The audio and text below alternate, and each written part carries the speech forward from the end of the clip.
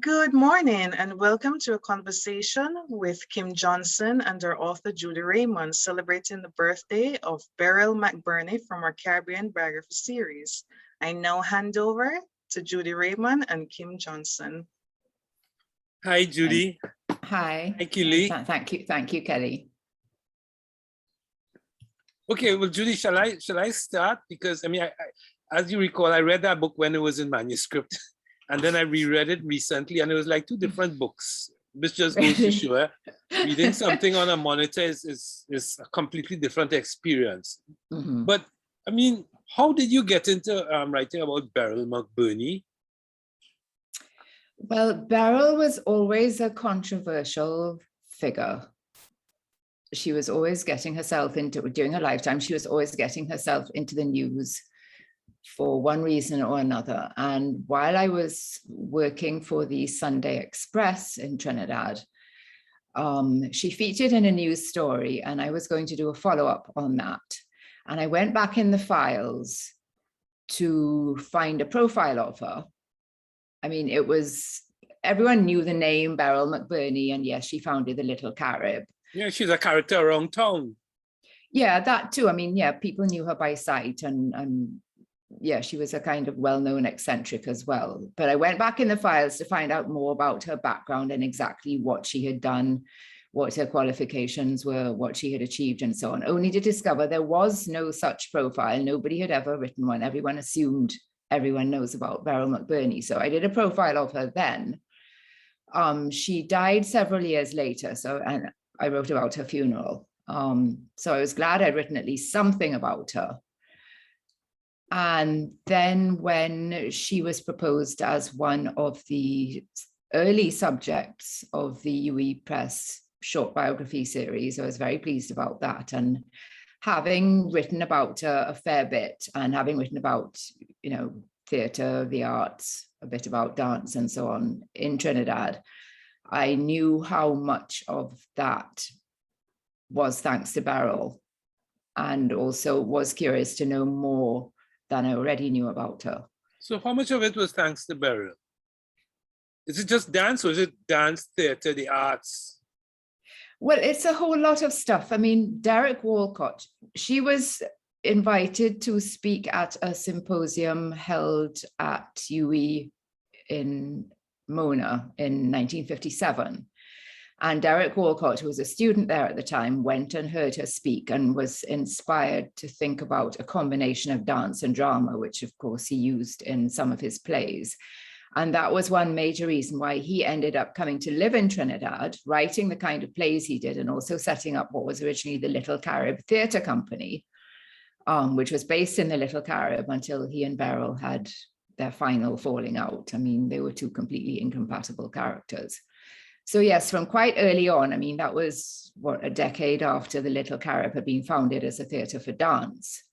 And of course, she was an early supporter of steel band. As you know, Invaders were the Little Carib's house band for a long time. There were other musicians involved. It was Peter Minshall's first mass camp. And that was the first place that musician Andre Tanker heard Andrew Beddoe, the Orisha drummer, beat drums. That was the first place where the Rapso group Three Canal performed, and so on and so on. So yeah, she's had an influence on a lot of the arts, despite her own personal passion being for the dance. The thing is, there are also actually one incident which you didn't mention in your book was when Beryl put Pearl Marshall up for the Carnival Queen competition, which was always won by a white person. And she sent up this beautiful black person with a kind of spirit of mischief making, knowing that she would not win and that people would get angry. Now, Beryl, as a sort of middle class, what in Jamaica they call a Browning, how come she was so black conscious? She celebrated African traditions and things like that. What made Beryl? It's difficult to say where that consciousness began, but one of the things I tried to make clear in the book was, apart from being an extremely individualistic person and having her own ideas, which unfortunately she sometimes insisted must prevail at the expense of other people's better ideas. Beryl was also part of a political and creative movement, which, Albert Gomes and people like her, CLR, were pushing the idea that African culture was part of their heritage and it was not something to be ashamed of. So from very early on, she was researching African dances. I mean, one piece of inspiration for her work was talking to the folklorist Andrew Carr, whom she met in Belmont, because she was researching, they were both researching the Rada community and rituals involved with that, which came more or less direct from Africa. I think the wider community may not know that the Rada people are the voodoo religion, which you have in Haiti, which is very popular as an Africanist retention in the New World, because they're so strong in New Orleans. People like Zora Neale Hurston, and later a protege of Beryl, Pearl Primus, studied the voodoo in Haiti and in Trinidad. So yes, continue. Yeah, Beryl was one of the first people to appreciate the importance of the African heritage in Trinidad, especially where it was particularly strong, because a lot of the African people who came to Trinidad came here as free people. So, they weren't they weren't seasoned, they weren't taken to plantations and stopped from practicing their own culture. They moved to places in the early 19th century, like Belmont, like Laventille, and were able to retain quite a lot of their rituals. I think a lot more than people realize at this point, because a lot of what Beryl did and reminded people of has actually been forgotten, which I think is one reason why it was good that the book has been written as a record of that. And why dance? I mean, to me, dance is very significant because it's related to music, and a lot of the heart of Africanness is embodied in music and dance. But why was Beryl drawn to dance? Well, she was naturally very musical. I mean, she wrote songs, she played various instruments, she wrote music, some of it to accompany the dances she choreographed. So she was naturally musical. She was taught dance at school, but this would be things like, the Highland Fling and Scottish reels and things like that, which had absolutely nothing to do with everyday life in suburban Port of Spain or any other part of Trinidad. And she always thought that was a shame. And also because she felt that dance was the area in which African culture had been transmitted most strongly, and also in which there was a lot of work that could be done to preserve it and to make people aware of its importance before it was lost. I mean, she used to have to go out into what were then country areas to find people still dancing the bongo for a wake or dancing the ballet, celebrating various occasions with dances that were of more or less pure African origin, as well as the syncretic dances that incorporated elements of European dance that enslaved people would have watched and admired and combined it to their own dances, because, as you know, dance was a very important part of the life of enslaved people. The little free times they had at weekends, they would spend drumming and dancing and singing and being themselves. Now, you spoke about Beryl's importance to Trinidad, but I get the sense, and again from your book, that she was important on a much wider, more international scale, like in Jamaica, for example, or even in the US. Yeah, definitely. I mean, for her funeral, Rex Nettleford flew in specially for the occasion and gave a eulogy. He had also given her an award when his National Dance Theatre Company of Jamaica was celebrating an anniversary. She was recognized by Alvin Ailey. She and other African-American dance pioneers. But in this country, because she was, I think partly because she was such a familiar figure. I mean, I tell the story in the book, which everybody knows up to today about, you had to be careful if you saw Beryl standing up at the side of the road, because Yes. next thing she would be flagging you down and asking for a ride to the other end of Trinidad. Yeah, she'd commandeer your car for the rest of the day. Wouldn't take no for an answer, and would expect you to drive her there, wait while she did what she had to do, and then drive her back again. So here she's more seen as, an ordinary person. Yes, she started the Little Carib Theatre, but she was a colourful character, like Mahal in Naipaul or something like that, rather. Yes. But internationally, what was the impact?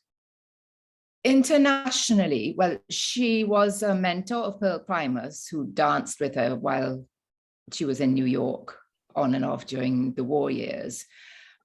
She is said to have helped Catherine Dunham when Catherine Dunham came to the region to do dance research, although Dunham's major interest was Haiti. So she worked, and she influenced Rex Nettleford and Ivy Baxter in Jamaica. So yeah, she is recognized as one of the major figures in the revival of dance of African origin throughout the Americas. I mean, last year, for instance, I was invited to give a talk to Columbia Teachers College, where she studied very briefly during her time in America, but where people are writing PhDs about her work and so on. So yeah, she is in fact, if anything, better recognized, but more appreciated outside Trinidad than within. I mean, here she had a street named after her, and that's about it, really. Yeah, well, I mean, in the US, Pearl Primus is a big name in dance. What about the Holders? What was her relationship with the, Jeffrey Holder, who became really very big in the US, and Bosco? Well, unfortunately, it soon became extremely acrimonious. Bosco had begun dancing with her before she went off to study, or supposedly study and dance in the US. And he ran her local troupe for her here while she was away. And Jeffrey had begun dancing with one or the other of them. And when Beryl came back, she wanted both of them to come back and dance with her. Bosco said no. She managed to get back Jeffrey, and Bosco never spoke to her again. Jeffrey migrated to the US, and he seems to have taken Bosco's side, because Beryl is not mentioned in the biography of either of the Holder brothers, unfortunately, although she was an early influence on both of them. But didn't she bring them into dance? I mean, didn't they begin dancing? Yes, she did. I mean, they were both multi-talented, but yes, their dance training, such as it was, came from Beryl. So what do you see were some of her failures?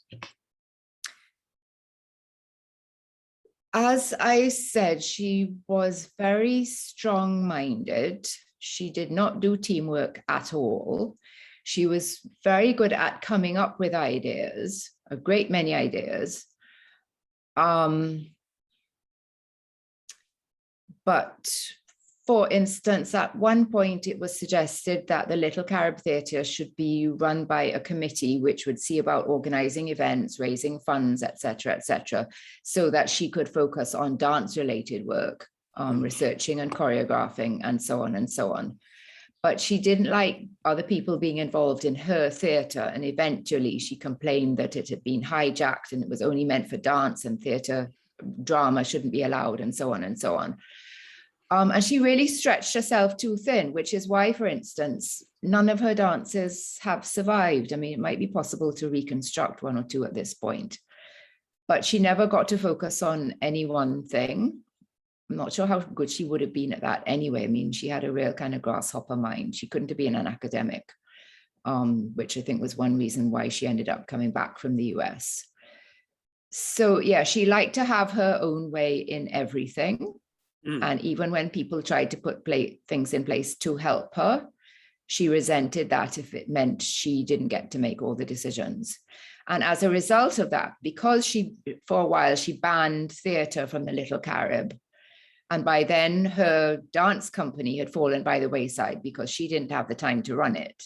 and she wouldn't delegate it to anybody else.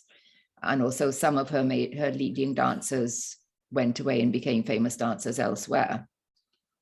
So the Little Carib stopped having its own dance company. It wasn't allowed to be used for theatre for years, and it ended up being dark many nights.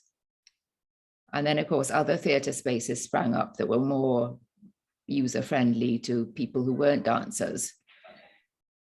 And yeah, its use has declined a lot. I mean, you know, it could still have been the hub of all sorts of forms of the arts now, but Beryl made that impossible, and it never really recovered. A question that's, you know, a bit broadening it from Beryl. I mean, you would have known several of these Trinidadians who have really accomplished tremendous cultural feats. Do you find any similarity in that personality type? I mean, I don't know if you ever met Ciela James or Vidya Naipaul. You must have met Derek Walcott and Peter Minchell and Leroy Clark. Do you find there's a type of Trinidadian who is brilliant at what they do, but really very difficult to work with and very individualistic, as if the individualism is necessary? I think it's definitely necessary. I think you have to have a fairly large core of absolutely unshakable self-esteem in order to persevere in such a hostile environment. I mean, I think probably a lot of geniuses everywhere are like that. But yes, I mean, that was one reason why Walcott and Beryl were never going to get along, just like Naipaul and Walcott were never going to get along, because to some extent they had to be about themselves.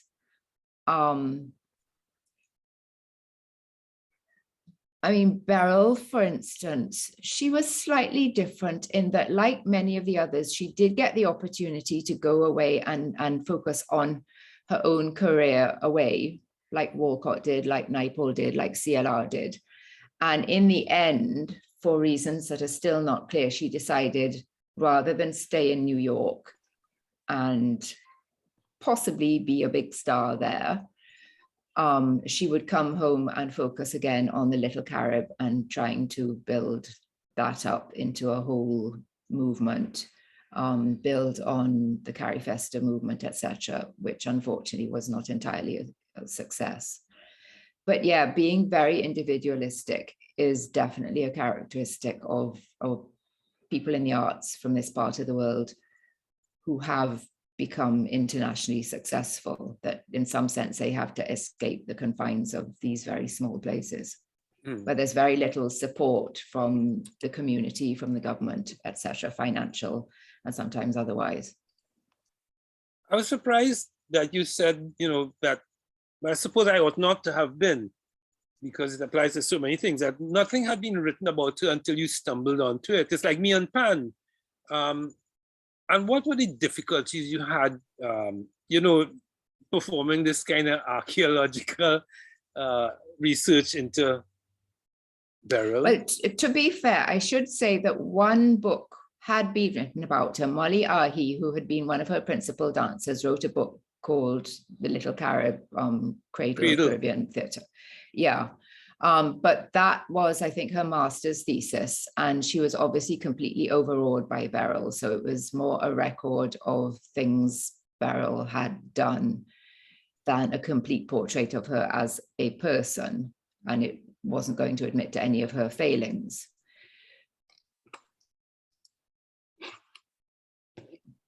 Sorry, I forgot the second part. Yeah, but what were the challenges? Oh, the challenges. The challenges were that, unfortunately, because Beryl died, it would have been 18 years ago when I was working on the 18 years ago when I was working on the book.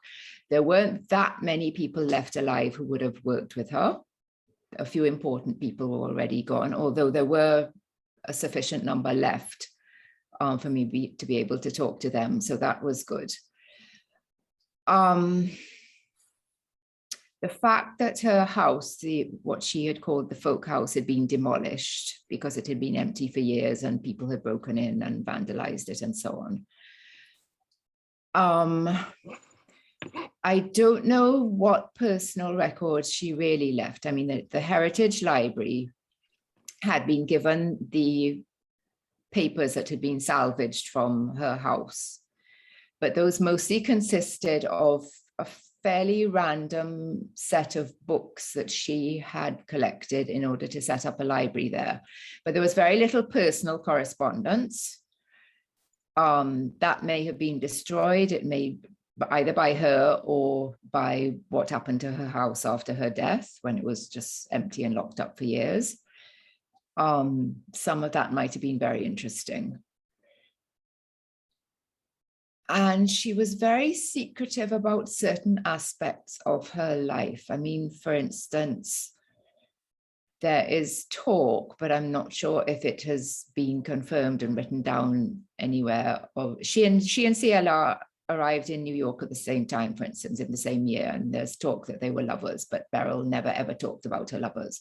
And as I said, I haven't seen any sources that have, or couldn't speak to any sources who could confirm that, but yeah, that would have been an interesting combination, a very interesting thing to write about. Explosive. Yeah, I can't see it lasting for long, but yeah. Another thing I found surprising is that she was against whining. I mean, that's so quintessentially Trinidadian and African. The idea of those hip movements. I mean, when you wrote about Richard Bridgens, you mentioned the fact that even Bridgens described, those movements that we know as whining. How come Beryl was against whining? Yeah, and she was so Africanist. That was in the 1830s.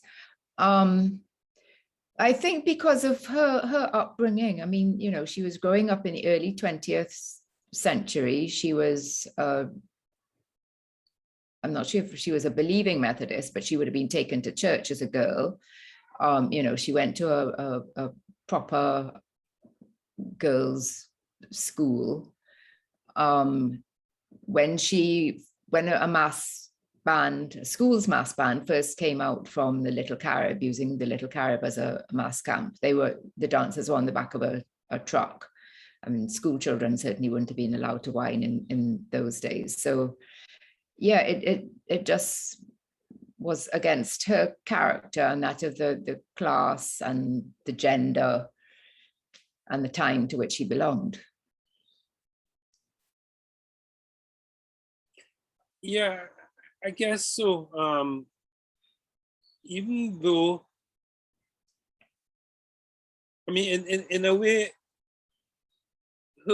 perhaps her portrayal of African dance might have been more accurate to the spirit of African dance than whining. Because I think people in Trinidad whine to be deliberately sexy.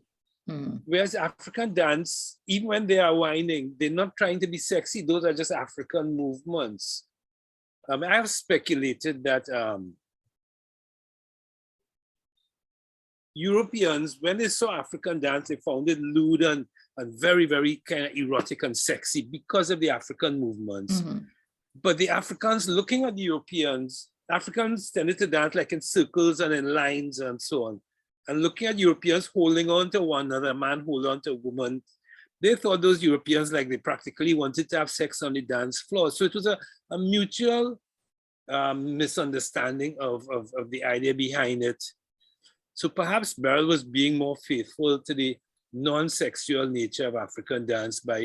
Yeah, and you also have to remember the audiences for whom her dances were intended. They would have been polite middle-class people who would probably have been scandalized if they had spent their $5 or whatever to come and see her show at the Little Carib and found people whining all about the stage.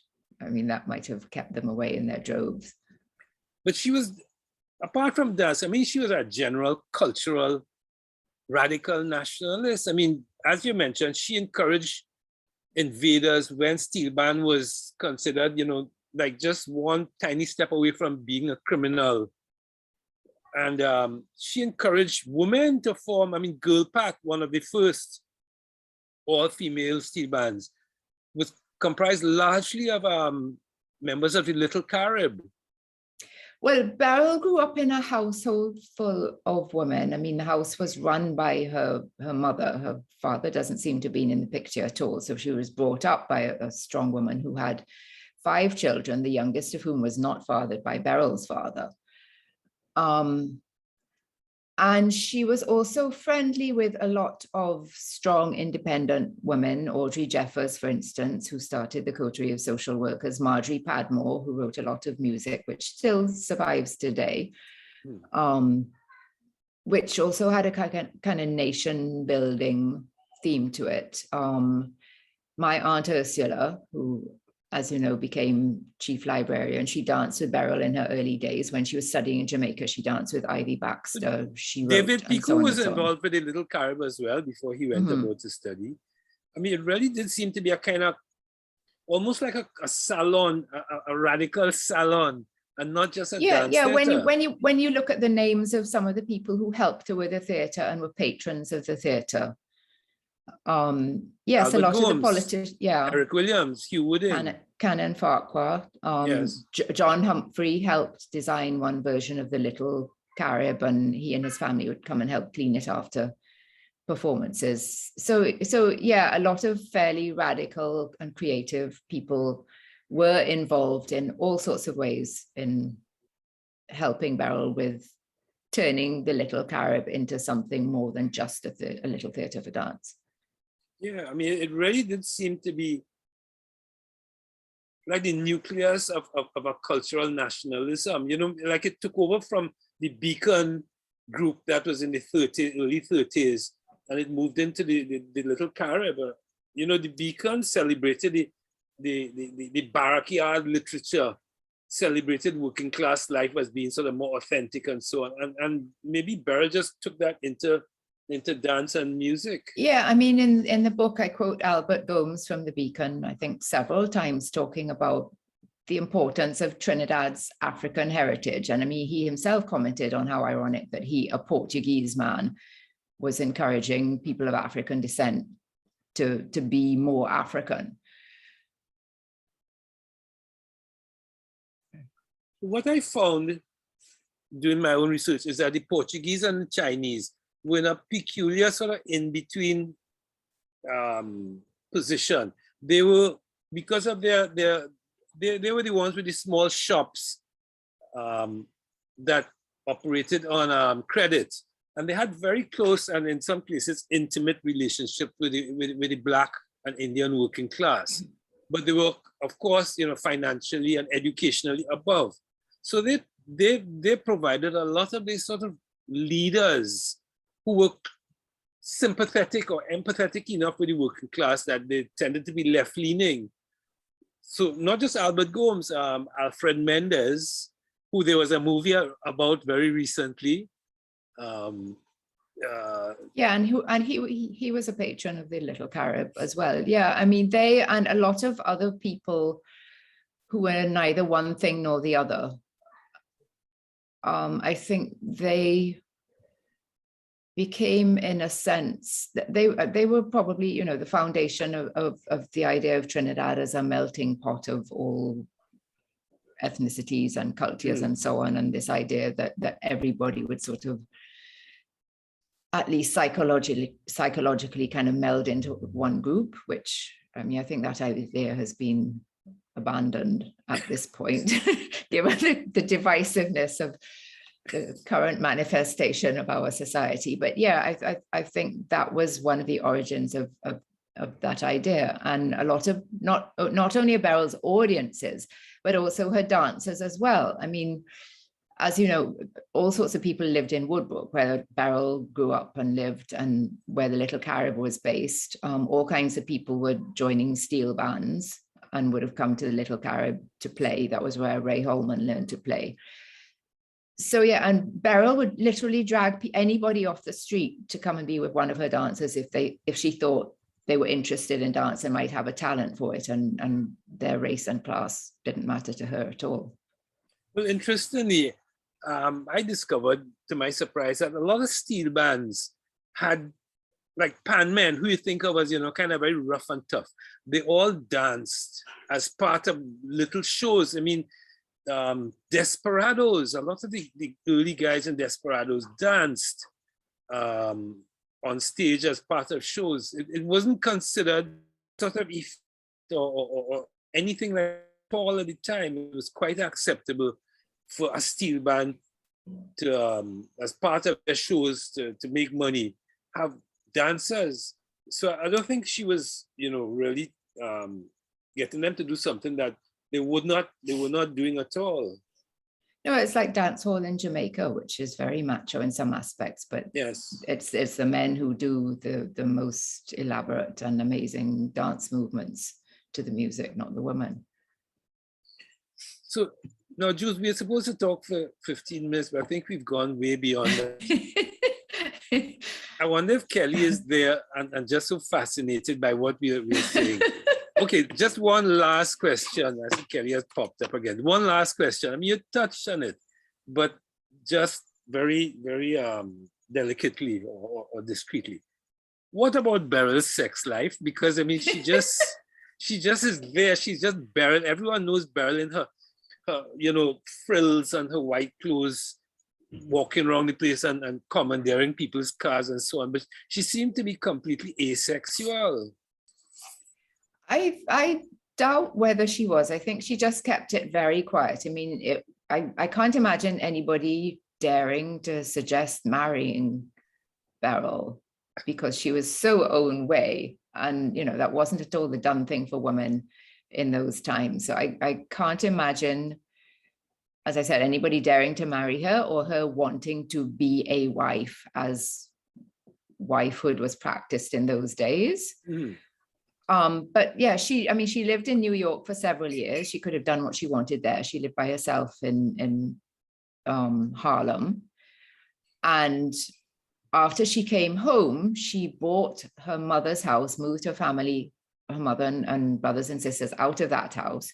She bought that became the Little Carib. She bought her own house, which later became the Folk House. So she lived by herself. So if she had lovers, she could have entertained them. Sneak them in. Yeah, quite easily. And she probably did, but she managed to keep it to herself. Well, that's miraculous in Trinidad, the land of gossip and rumor. About her, okay, a final question, because I'm interested in that New York Harlem era. I mean, she was there from the 30s, was it? Is that right? She didn't go there till 1938, and she went backwards and forwards till 1945. Right. Now, I think, indeed, it was either 1938 or 1939 that the Cafe Society Club opened, where Hazel Scott, where Pearl Primus danced, where Billie Holiday. Pearl's first appearance was with Beryl in 1942 as part of Beryl's show. So I wonder if Beryl ever performed at Cafe Society, because I am interested in that particular nightclub, and that's where Billie Holiday premiered Strange Fruit. And you mentioned that Pearl Primus did a dance. Yeah, there's a very odd story about Strange Fruit in the book, in which Beryl claims she choreographed a dance to it, which would be most uncharacteristic. And it seems likely she kind of borrowed that from Pearl Primus, who actually did choreograph a dance to that.